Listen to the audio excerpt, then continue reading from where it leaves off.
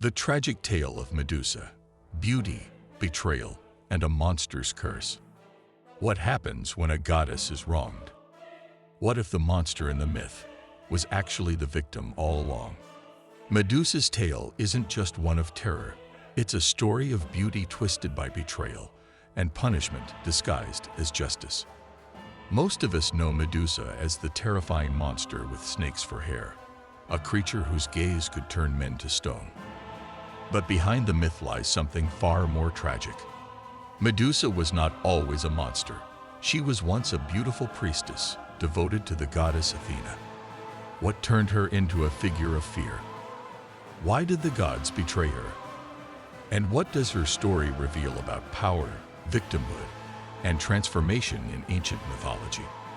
Today, we explore the tragic tale of Medusa, a woman punished not for her sins, but for her suffering. To understand Medusa's transformation, we must begin with her betrayal. In early myths, Medusa was a mortal priestess in Athena's temple.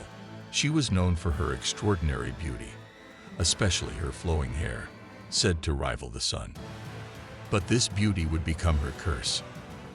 One day, Poseidon, god of the sea, saw her. Consumed by lust or vengeance toward Athena, he assaulted Medusa inside the sacred temple. Instead of punishing Poseidon, Athena turned her fury on Medusa. Why? Some say Athena was protecting the sanctity of her temple.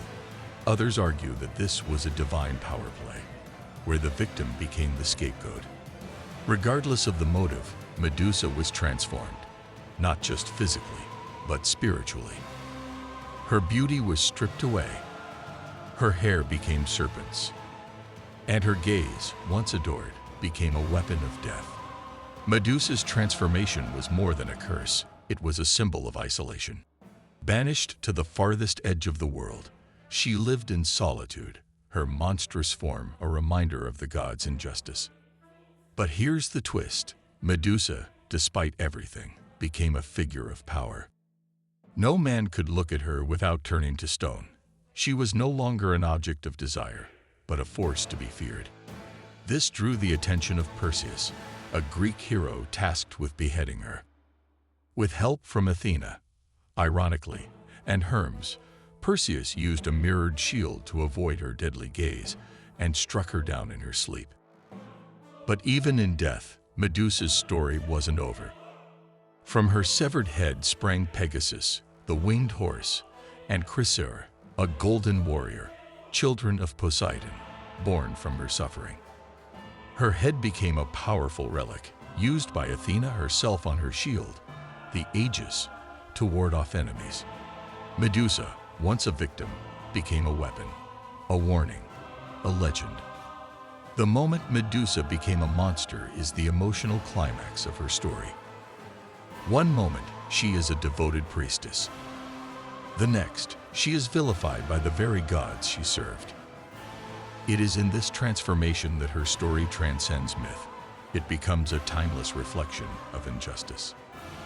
Medusa's pain, her loss of agency, and her exile mirror countless tales of victims turned into villains.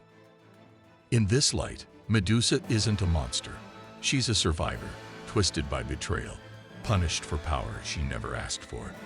Her story still resonates today, not just as a myth, but as a symbol of how societies often treat those who suffer.